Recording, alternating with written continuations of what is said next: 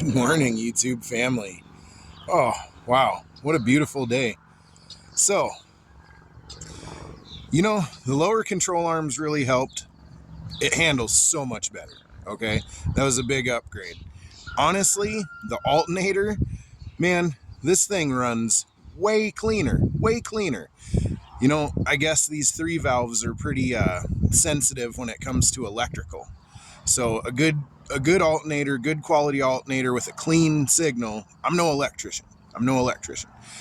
I guess they run good. So even the fire up, the cold start, the idle, everything has been tremendously better.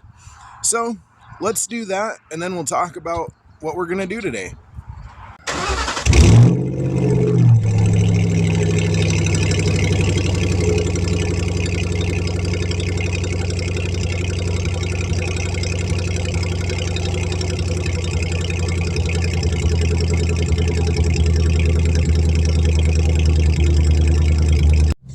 That cold start is so much better. It actually just kind of roars to life. Before the alternator, it kind of grumbled to life. It would fire up and didn't quite sound right. The history of this car, unknown. So I just whatevered with it. Well, putting that new alternator in, now it just roars to life. No surprise that the cold start's better, the idle's better. That alternator was shot. So that's just kind of an added bonus that it runs better. Still a little bit of a stumble every now and again, so coil packs soon. That's just going to be a nice update, refresher. The real topic today is I'm still fighting the wheel hop. Okay? Man. Okay, let's talk about this. It just dawned on me. I bought this car cheap, blah blah blah. We've already discussed that. And it didn't run right. Well, okay, I'm not a big budget kind of guy, and I really wanted a fun car. Well, sourcing this thing, obviously it's not a perfect car, but it's spec'd exactly what I wanted. Well, it's pretty satisfying to get the car, and fix it up. Fixing all these little things and making it mine and really enjoying it. Really just enjoying it. And it gets better and better. It really does. You put in some work on the car that you want, make it how you want, enjoy it, and it just becomes something so freaking awesome. The handling with those control arms got better. The running with the timing chains and the cam phasers, that was a pretty big job, but we got it done, and I know you could do it too. Okay, we still have a good bit of wheel hop. I think the shocks are bad, but kind of on a budget right now, so the tires have not been rotated in some time. How I know this is because the rear tires they have way less tread than the front. So, that's a free thing to do. We're going to jack it up, and we're going to rotate the tires today. It needs it.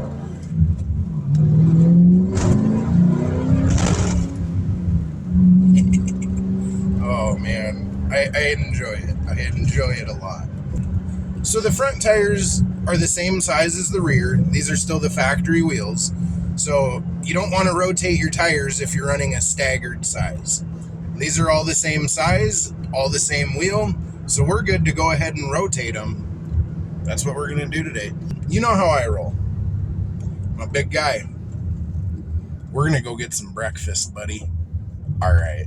Guys, check this thing out, man. Changed it up from the burrito. It's going to be warm today, so I'm probably not going to eat much. I'm going to eat this while it's cool. So we got a couple biscuits in here. We got some tots, we got some eggs, we got some sausages, we got some sausage gravy, some cheese. I don't even know if I'm going to finish this thing, but man, I hope y'all are eating good this morning. I hope y'all are having a good day so far. I'm going to mow this down. So if you're using a wrench to get your wheels off, go ahead and pop your lug nuts loose right now. I'm going to be using my impact. So I'm not going to worry about that before I jack it up. But if you're trying to use your wrench while the tire's up in the air, you're going to need someone to either hold the brakes or you're just going to have a real hard time. So I'm going to get the front end jacked up. I'm using my jack underneath the main cross member, which it's thick. So you really need to pay attention to where you're jacking up on, or you can crush the metal that's underneath of it, or don't jack up on your oil pan. That's just asking for a bad time. So make sure you have a good spot to put your jack underneath, and if you need, go ahead and check your owner's manual for what they recommend. But this cross member looks pretty beefy, so I'm going to go ahead and use it.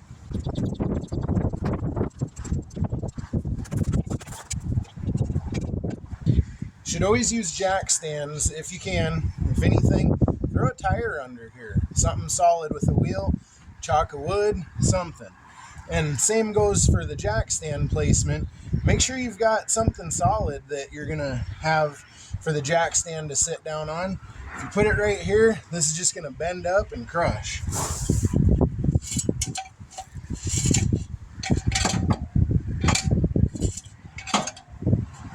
I'm using the subframe.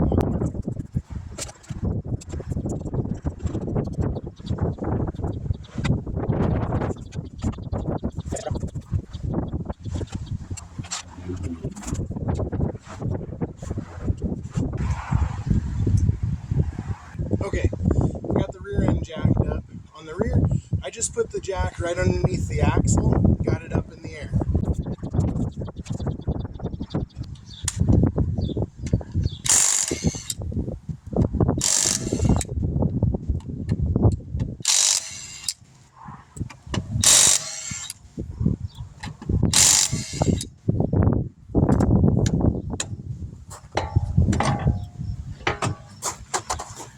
So the front are going to go straight back. So passenger front is going to go passenger rear. But then passenger rear is going to go driver's front.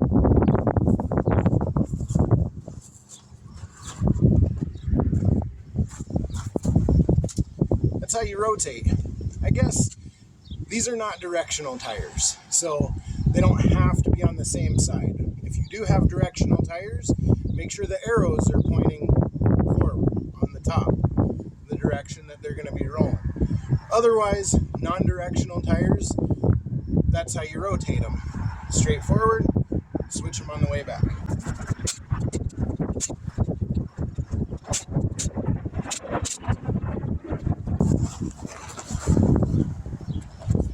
You guys can see that, I hope. Quite a bit of tread difference on the front tires versus the rear. Regardless, it needs to be done. Secondly, I'm hoping it helps with wheel hop.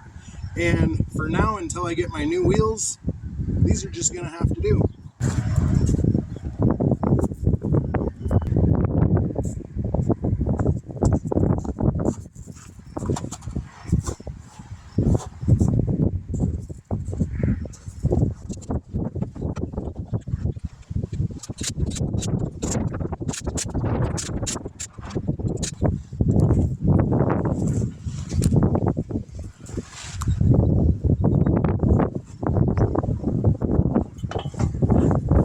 So I kind of get my arms underneath on my knees, get that lined up, pushed on, get them started by hand. You don't want to just jab them on with the impact.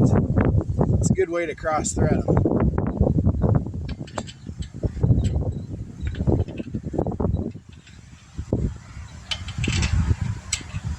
All right, now ease on that first one.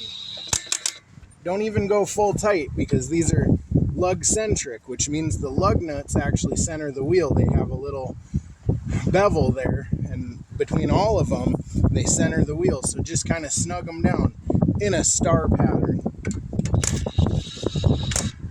You can see the wheel move.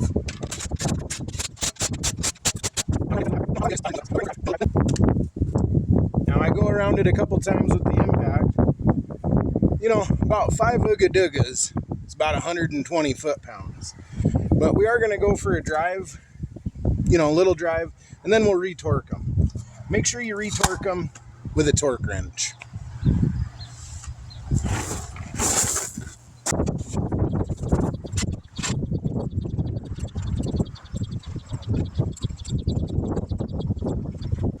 Make sure you check your owner's manual for your torque specs for your specific application.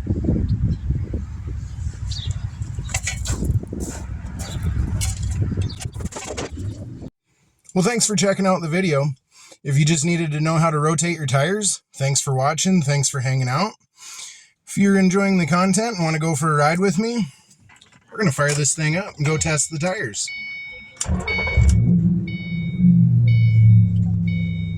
Oh, love that sound. Love that sound. 3 valves, hey man, they might get a lot of hate. I sure enjoy driving it. They sure sound good. Sure is fun to drive. I'm gonna let it warm up, let the AC cool me off. Let's go test on these tires.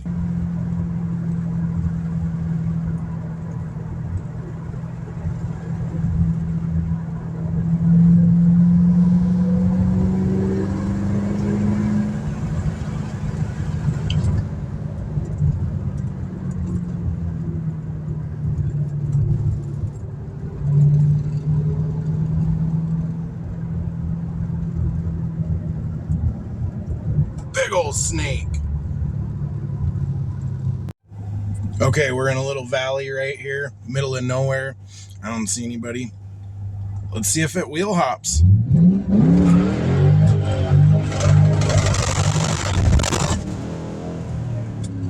Did a little bit at the end right there, but that was much better. All right, guys. Thanks for watching. Thanks for having a little bit of fun with me. It's always cool doing a little burnout. Now we got a little bit more tread on them back tires to burn off. Well, it's kind of why we got this car, is to go drive around and shred tires and just have a good old time. So I guess with that said, I'm going to go for a drive. Thanks for hanging out.